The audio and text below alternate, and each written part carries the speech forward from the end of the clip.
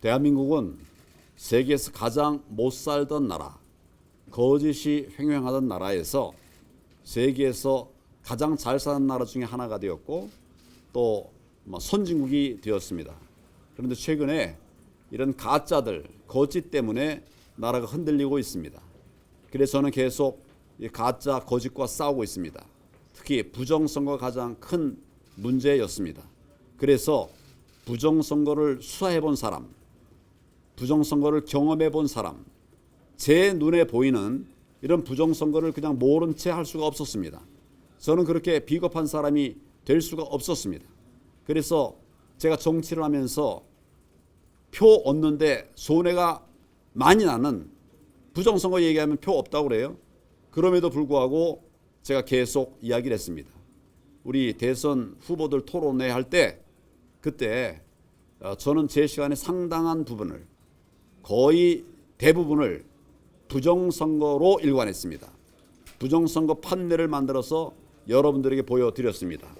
그리고 무엇이 문제인가를 알려드리고자 했습니다.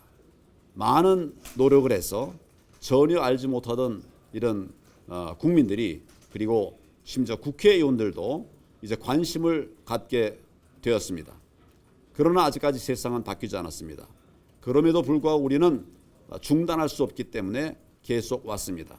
지금은 처음에 제가 부정선거를 얘기할 때보다는 엄청나게 변화가 생겼습니다.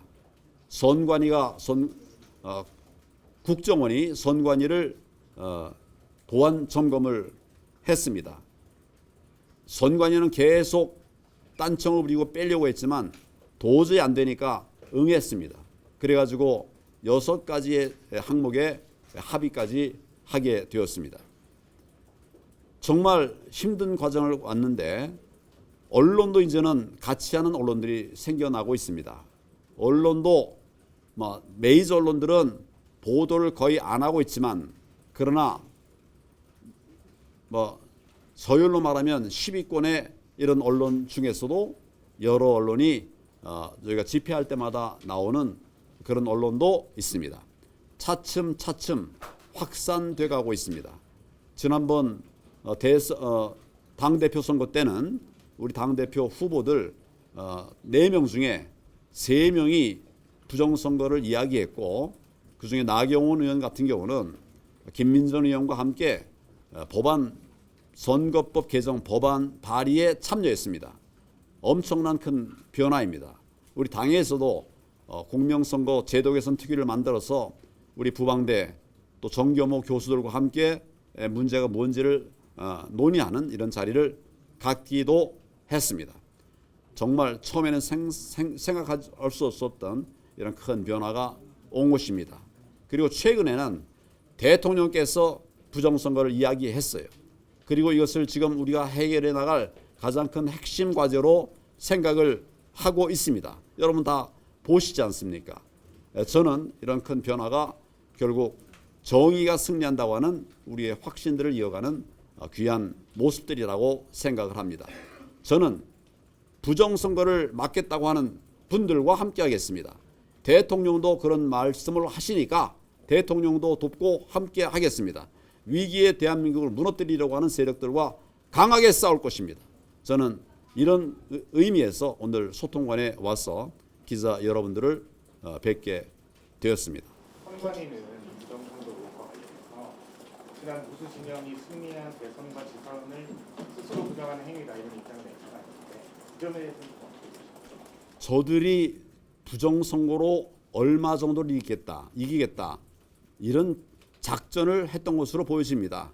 그러니까 그때 나와서 얘기했던 여러 사람들의 발언을 들어보면 우리가 인지할 수 있죠. 우리가 어린애 아닌 바에는 인지할 수 있어요. 그들의 계산이 잘못됐습니다. 예상하지 못했던 부정선거 감시 세력들이 생겼습니다. 여기 여러분들 와 계시는데 부방대는 전에 없던 조직입니다. 그러나 나라가 무너지는 것을 안타까워하면서 정말 아무 돈 받는 것도 없이 무슨 혜택 받은 것도 없이 정의를 세우기 위해서 나온 이분들이 부정선거 부방되고 또 부정선거 감시 세력입니다. 이분들이 처절하게 막아냈기 때문에 0.73% 겨우 이겼습니다. 저자들은 워낙 여론이 그 당시 나빴기 때문에 살짝 이기려고 했는데 계산착오였죠. 앞으로는 그렇게 안 하려고 할 것입니다. 할 수 있는 모든 부정선거를 다 총동원하려고 할 것입니다. 이것을 우리는 막아내야 된다는 생각을 갖고 있습니다.